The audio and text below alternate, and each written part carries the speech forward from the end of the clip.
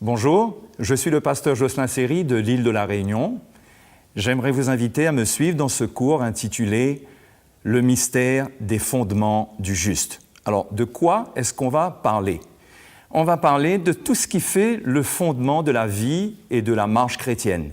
Par exemple, on va parler du cœur de l'homme, on va parler du sacrifice de Jésus, on va parler de la parole de Dieu. Mais pour aujourd'hui, on va parler du fondement comme étant la sagesse de Dieu dans la création.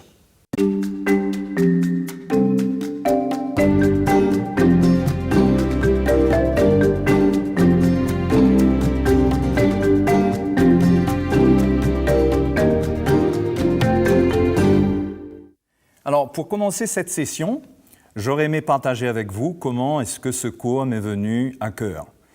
On va lire cela dans le psaume 11, puisque c'est en lisant ce passage que ces pensées concernant le fondement, les fondements du juste, me sont venues. Alors, que dit ce psaume? Le verset 1er dit « C'est en l'Éternel que je cherche un refuge. Comment pouvez-vous me dire « Fuis dans vos montagnes comme un oiseau » Car voici, les méchants bandent l'arc. Ils ajustent leurs flèches sur la corde pour tirer dans l'ombre sur ceux dont le cœur est droit. Quand les fondements sont renversés, le juste, que ferait-il? Alors pourquoi est-ce que David pose cette question, quand les fondements sont renversés, le juste, que ferait-il? Parce qu'il a senti le fondement de sa foi lui-même menacé. Ceux qui étaient avec lui, voyant le danger dans lequel il était, ceux-là l'ont encouragé à fuir dans les montagnes, à trouver refuge dans les montagnes. Ce que David a refusé de faire, puisque pour lui, sa foi, c'est le fondement de sa vie. Et la Bible nous dit d'ailleurs, même pour nous, les justes sous la Nouvelle Alliance, que nous vivrons par la foi. C'est un des fondements. Donc, qu'est-ce qu'on voit? On voit David refuser que le fondement de sa vie chrétienne, enfin, sa vie chrétienne, il n'était pas chrétien, mais sa vie de croyant, soit menacé. Alors, cela m'a inspiré pour voir comment les fondements, si nous ne faisons pas attention aux fondements sur lesquels notre vie chrétienne repose, comment l'ennemi peut vouloir renverser ces fondements et nous faire tomber et nous faire abandonner la foi, apostasier complètement et tomber complètement, rétrograder, tomber dans le monde et finir complètement ruiné. Alors, il y a trois choses dont il parle ici, et je crois que quand il parle des méchants, pour nous, ça doit nous inspirer concernant l'œuvre de l'ennemi. Il dit que l'ennemi tire dans l'ombre. Alors, il y a toutes sortes de plans secrets que le diable fait pour tirer sur ceux dont le cœur est droit. Alors, votre cœur peut être droit, mais s'il n'y a pas un fondement sur lequel vous vous tenez, malgré toute la sincérité que vous pouvez avoir, si votre vie chrétienne ne repose pas sur un fondement, vous serez secoué et vous risquez de tomber. Parce que le diable, lui, il travaille à viser ceux dont le cœur est droit. Et son but, donc, est de renverser le fondement du juste. Et il sait, l'ennemi, que cela lui assurerait la victoire. Et David lui-même a compris cela. Il dit, mais s'il refuse, s'il commence à fuir et qu'il refuse de se tenir dans la foi, que va-t-il pouvoir faire par la suite, puisqu'il n'aura plus rien sur quoi se tenir qui sera solide, parce que sa foi en Dieu était tout pour lui. Alors, vous savez, c'est un peu ce qui s'est passé après la mort des apôtres, lorsque l'Église a été construite au départ. Les apôtres sont venus et ont posé le fondement de l'Église. Mais lorsqu'ils sont morts, ce qui s'est passé, c'est que ces fondements ont été renversés, ont été remplacés par la tradition des hommes. Et c'est comme ça que, malheureusement, l'Église a sombré sans fondation et les apôtres n'étaient plus là pour défendre ce fondement. Donc l'Église, tout ce qui faisait la vie chrétienne a été remplacé par des traditions, par des philosophies, par de la philosophie et par tout ce qui est humain. Alors, avant d'aller plus loin, j'aurais aimé vous donner une définition de ce que c'est que le fondement puisque nous en parlons. Alors, je lis pour vous sur ma tablette. Dans le domaine de la construction, le fondement, c'est la partie basse et souvent cachée d'un bâtiment sur lequel repose toute la partie haute et visible qui sera habitée et utilisée. Alors, bien que souvent invisible, c'est ce fondement qui garantit la solidité et la stabilité de l'édifice. Un mauvais fondement sera une source continuelle de problèmes et rendra la finition des travaux très compliquée. Alors ça, c'était juste pour vous donner une petite définition, mais j'aimerais vous faire une petite démonstration de ce qui se passe lorsqu'on enlève des pierres du fondement à une maison et comment cela amène une totale insécurité et une totale instabilité au niveau de la construction. Si je considère que cette petite maison, elle représente par exemple l'Église ou notre vie chrétienne, elle est fondée, elle est posée sur les fondations que nous voyons ici. Alors si je commence à enlever une pierre de ce fondement, allons dire que j'enlève la foi. Pour l'instant, cette maison, elle tient encore debout. Si je continue à toucher le fondement, allons dire que j'enlève la grâce, qu'est-ce qu'on voit? On voit que la maison s'écroule. Donc c'est ça le résultat d'une maison qui est mal fondée.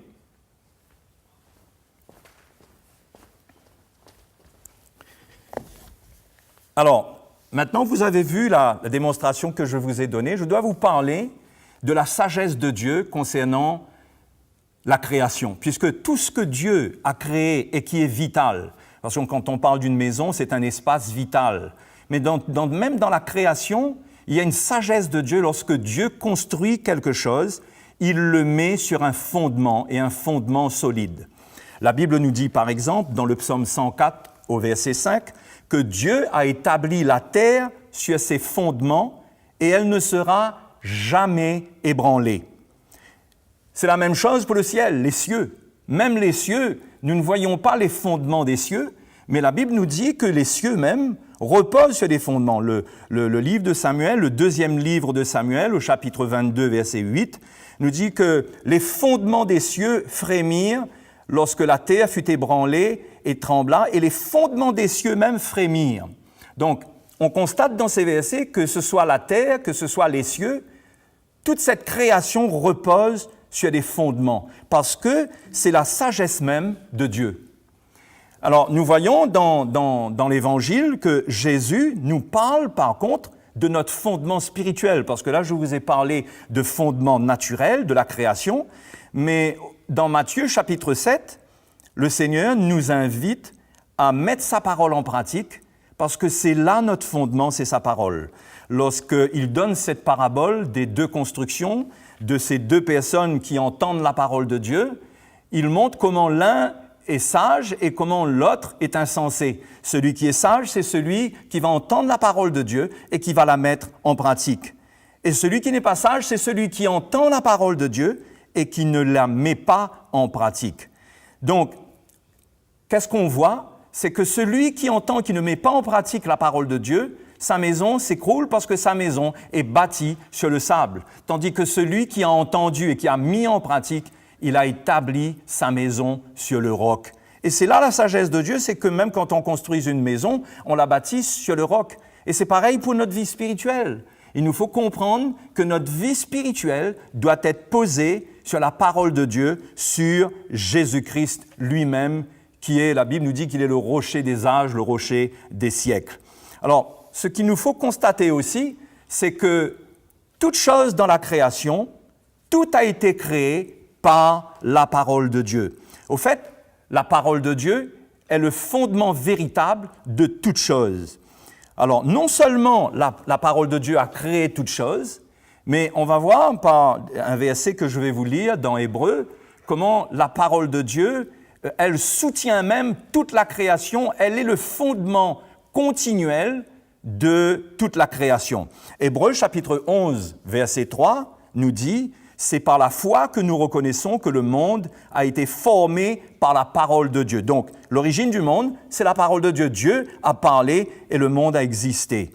C'est pourquoi si on essaye seulement par la science de comprendre la création, on n'arrivera jamais à tout comprendre parce que ce qui a été créé par la parole de Dieu. Ce n'est pas juste un système de molécules, mais c'est vraiment la parole de Dieu qui a créé et qui est à l'origine de la vie. Jean chapitre 1er, nous allons le lire ensemble, nous dit « Au commencement était la parole, et la parole était avec Dieu, et la parole était Dieu. Elle était au commencement avec Dieu, toutes choses ont été faites par elle, et rien de ce qui a été fait n'a été fait sans elle. Là encore une fois, on voit que la parole, Jean parle de Jésus qui est la parole de Dieu, Jésus qui est la parole de Dieu qui a été incarné, qui est venu dans ce monde, et par lui, Jean dévoile que c'est par lui que le monde a été créé. Mais Hébreux chapitre 1er, verset 3, nous montre que non seulement le monde a été créé, tout ce qui existe a été créé par la parole de Dieu, mais en plus, la parole de Dieu soutient d'une manière permanente toute chose. Hébreux chapitre 1er, verset 3, nous parle du Fils et il nous est dit qu'il est le reflet de la gloire de Dieu et de l'empreinte de sa personne et qu'il soutient toute chose par sa parole puissante. Donc, le véritable fondement spirituel de toute chose dans la création, c'est la parole de Dieu. Alors, c'est très simple. Depuis que l'homme a abandonné le fondement de la parole de Dieu dans le Jardin d'Éden et que Dieu lui avait parlé, l'homme a abandonné ce fondement pour aller vers la ruine dans le péché. Mais aujourd'hui, nous rendons gloire à Dieu. Nous avons vécu depuis la venue de Jésus un temps de restauration. Jésus a été envoyé. D'ailleurs, il y a un psaume qui nous dit, le psaume 107 au verset 20, nous dit que Dieu envoya sa parole et les guérit. Alors ça a concerné bien sûr le peuple d'Israël, mais encore plus aujourd'hui, si Jésus est la parole de Dieu et qu'il a été envoyé, mais quelle grande restauration nous allons pouvoir expérimenter, mes amis, mes frères et mes sœurs. Donc, c'est encourageant de voir qu'aujourd'hui, nous pouvons être restaurés sur le bon fondement et que Jésus est venu et qu'il nous invite à construire notre vie comme des hommes sages. Nous devons rejoindre la sagesse de Dieu et mettre notre vie sur un fondement. Nous ne pouvons pas construire notre vie spirituelle dans le vide.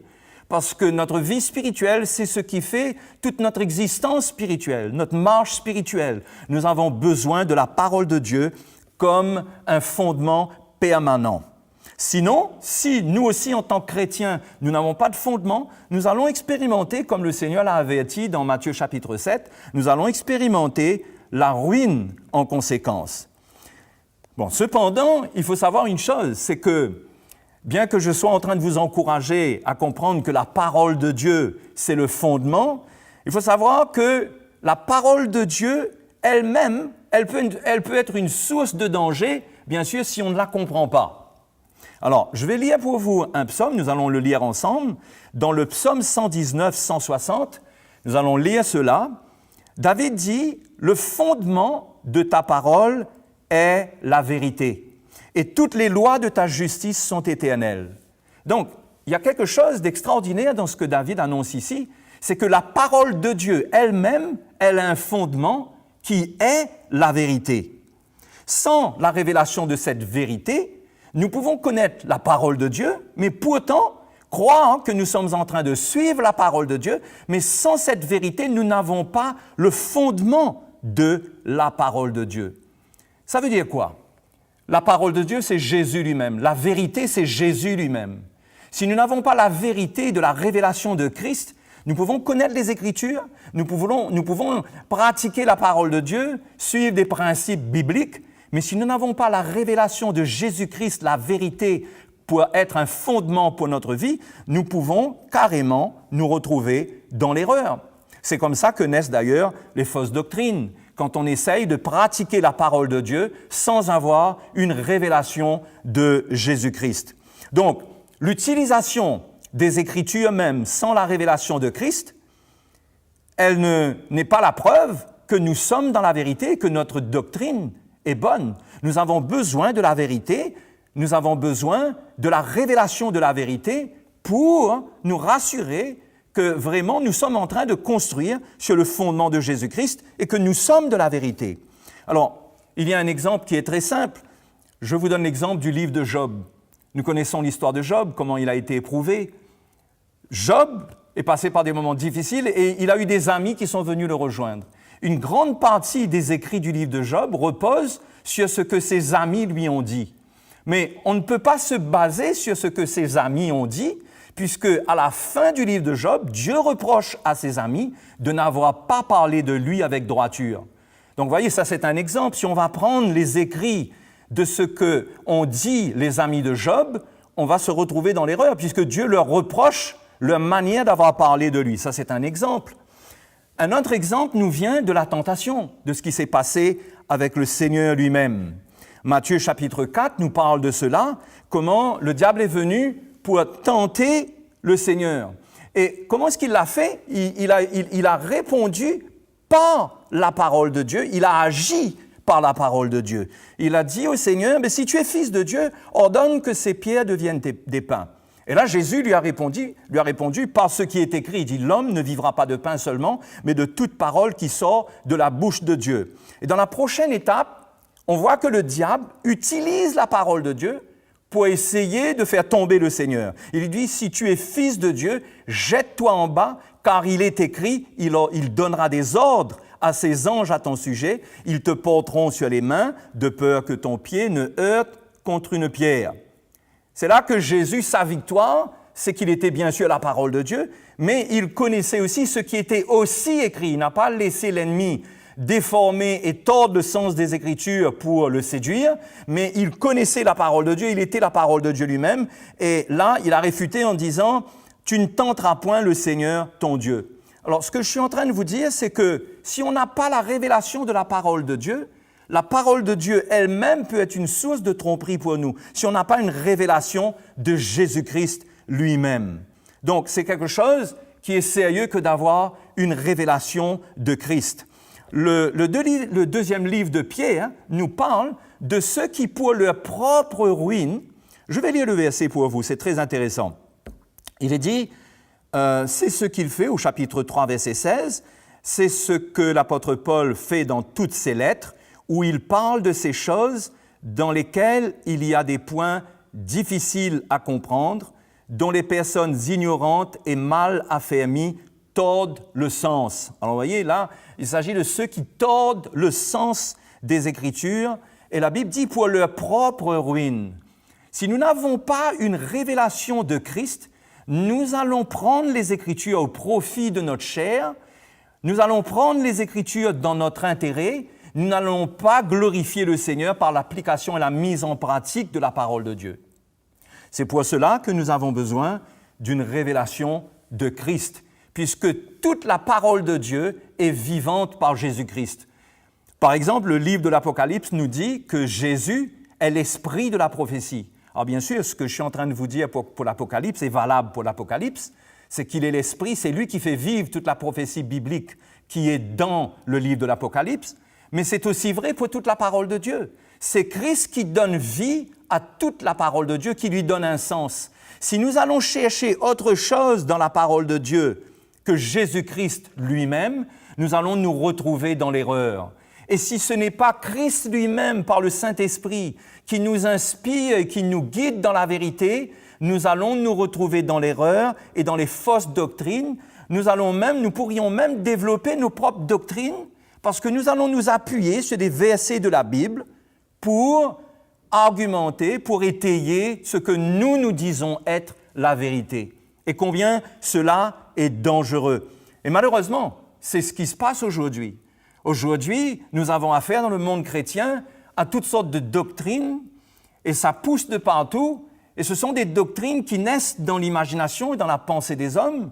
On peut même dire qu'il s'agit des ruses de l'ennemi qui visent à déstabiliser le chrétien, à lui enlever le fondement de la parole de Dieu pour l'amener vers la ruine, pour l'amener vers l'échec de sa vie chrétienne. Donc, aujourd'hui, le chrétien doit être bien vigilant. Si je vous parle du fondement pendant ces quelques sessions, c'est quelque chose de très sérieux, parce que sans fondation, comme je vous en ai fait la démonstration avec cette petite maison tout à l'heure, si nous n'avons pas la parole de Dieu comme fondement, et si nous n'avons pas dans la parole de Dieu la vérité comme fondement, c'est-à-dire Christ lui-même, nous allons nous retrouver dans la ruine parce que nous allons tordre le sens des Écritures et nous allons venir justifier ce qui n'est pas bon dans notre vie, et cela va nous éloigner de Dieu. Nous allons nous retrouver à croire dans des choses dans lesquelles Dieu ne nous a pas appelés à croire, et combien cela est vraiment dangereux pour notre vie chrétienne. Mes amis, moi je veux vous encourager vraiment à retrouver la parole de Dieu, à ouvrir votre cœur pour avoir une révélation de Jésus-Christ, pour avoir une révélation du fondement de Christ, pour comprendre que cette vérité, elle doit prendre votre vie, elle doit prendre votre cœur, elle doit saisir votre cœur. Cette vérité doit vous être révélée et ce n'est pas juste d'apprendre la Bible par cœur ou de lire la Bible, de méditer la Bible, d'essayer de retirer quelques substances de la parole de Dieu par notre intelligence, mais je vous parle ici de révélation, de lumière qui doit venir, de choses qui doivent être révélées, de choses de l'esprit dont Paul a dit que ce sont des choses qui ne montent pas naturellement au cœur de l'homme. Ce sont des choses qui doivent venir, non pas par notre intelligence, nous ne pouvons pas les sonder, mais ces choses doivent venir par un esprit de révélation. Et Paul priait pour l'Église, pour que l'Église ait cet esprit de révélation dans la connaissance de Dieu. Cette connaissance de Jésus-Christ, c'est à la base même de la révélation. C'est ce qui doit être communiqué à notre cœur. Et quand cela est communiqué à notre cœur, cela devient le fondement de notre vie. Et c'est ça la sagesse de Dieu. Dieu, dans sa sagesse, ne nous livre pas à notre propre compréhension des Écritures. Il ne nous envoie pas nous-mêmes essayer de comprendre ce qu'il a voulu dire, mais la Bible nous dit qu'il nous a donné le Saint-Esprit. Et non seulement cela, mais il a établi des ministères dans l'Église qui sont loin du Saint-Esprit et qui ont la capacité divine de nous encourager, de nous instruire et surtout de nous transmettre la révélation de Christ. Vous allez trouver la liste de ces ministères dans Éphésiens chapitre 4, verset 11.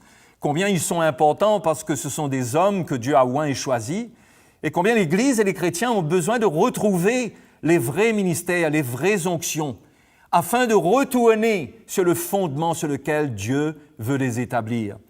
Si vous sentez que votre vie est quelque peu déstabilisée, vous ne savez pas vous-même, vous ne savez pas trop où vous en êtes dans votre vie chrétienne, vous goûtez souvent à des doctrines, le vent change souvent de sens, vous passez d'une doctrine à l'autre, et sûrement vous en êtes frustré parce que vous ne voyez pas de construction, vous n'arrivez pas à construire votre vie spirituelle et à ressentir qu'il y a un avancement, qu'il y a une construction sur un fondement.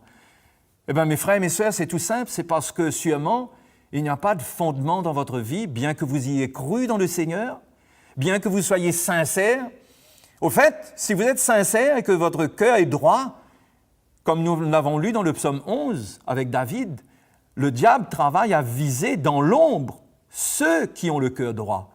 Parce que l'ennemi sait que même si vous vous appuyez sur votre cœur droit et sur votre cœur sincère, s'il n'y a plus de fondement sous vos pieds, s'il n'y a plus de fondement spirituel dans votre vie, qu'est-ce que vous allez pouvoir faire? C'est pourquoi, pendant ces sessions, j'ai choisi, et cela est venu dans mon cœur, de vous parler de cette fondation de Christ et d'éléments fondamentaux de la doctrine de Christ pour que vous et moi, nous puissions être encouragés à construire notre vie d'une manière qui va nous amener dans un perfectionnement. Parce que quand on parle de travailler sur un fondement, on parle de croissance spirituelle. Lorsque nous avons une fondation, nous ne sommes pas déstabilisés, nous ne changeons pas de fondement tous les jours. Vous savez, quand on pose un fondement, c'est quelque chose qui ne se pose pas tous les jours. Lorsque Dieu a posé le fondement pour la terre et pour les cieux, il ne change pas cela tout le temps. C'est quelque chose qui est posé une fois pour toutes. Et nous avons besoin d'un fondement qui nous est donné et qui est posé une fois pour toutes. Ce fondement, ce n'est pas juste la nouvelle naissance. Quand nous naissons de nouveau, nous sommes amenés en contact avec la révélation de Christ, nous naissons de nouveau. Mais nous avons besoin de construire sur le fondement de Christ. Nous avons besoin de la révélation de Christ pour continuer à grandir avec le Seigneur.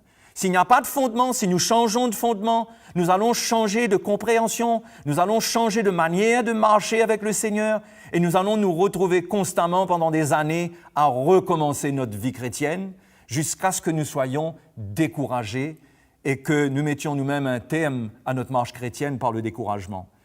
Et personne ne veut cela et personne ne vise cela. Mais je veux vous encourager à ouvrir votre cœur pendant ces quelques sessions. Parce que le Seigneur veut nous encourager par la révélation de l'Évangile qui vient dans ces derniers temps, par ce qui nous est apporté, par les différentes onctions qui vont être révélées dans l'Église, comment Dieu veut rétablir, surtout par le ministère apostolique, le fondement de Christ dans l'Église, dans nos vies, de manière à ce que nous ressentions que nous ne reculons pas, mais que nous allons de l'avant, que nous grandissons avec le Seigneur. Donc, Ces cours sont là pour vous encourager, pour que vous puissiez ouvrir votre cœur. Et la prochaine fois, nous allons continuer à parler de ce fondement, de ce qui est fondamental dans notre vie chrétienne. La prochaine fois, je vous dévoile tout de suite de quoi on va parler. On va parler du cœur de l'homme. Le cœur de l'homme qui est le fondement et la fondation même de sa vie. Donc, je vous donne rendez-vous à la prochaine session. Que le Seigneur vous bénisse et prenez courage, le Seigneur est avec nous.